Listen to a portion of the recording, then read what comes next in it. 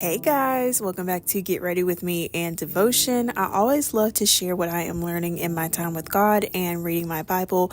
And this channel has been packed with so much celebration for my birthday in the past couple of weeks that I decided to tack on this vlog to end the month on a good note with you guys. And then we're taking a break and headed into October.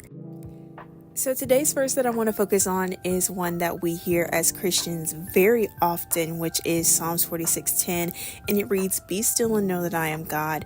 This scripture definitely captured my heart in such a new way a couple weeks ago, and just this past week even, once again. And this scripture is read so many times, but yet there's still things that we can learn and take away from this.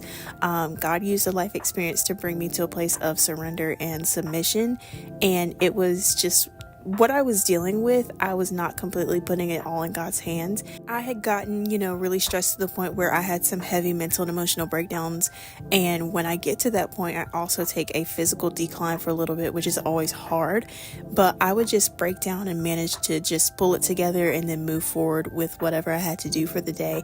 And so it was more so just sitting in my thoughts and just, getting on social media for a distraction until the tears stopped and I felt, somewhat like normal again. All of the things that I was thinking of and dealing with all came crashing down on me in one moment, and I was, experiencing severe grief waves, working to meet deadlines, and also had people testing me, and it was all at the same time. And it seemed like every way I turned, things just kept happening, but God literally stopped me for a couple of hours just to think about what I was feeling, and not that it wasn't valid, but just to show me like how much I let what I was feeling consume me.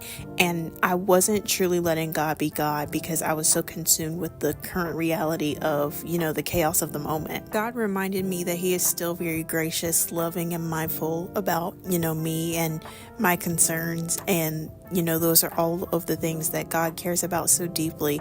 And being still, knowing that God is God while letting God be God is sometimes hard for people that sometimes overthink and overplan, because in my mind, I have the tendency to think that life has to be it has to make sense, because it hasn't for so many years, with a roller coaster of events that has taken me on a journey that I would never want to experience ever again. What we have to understand about God is that He's not expecting for us to understand every single little detail.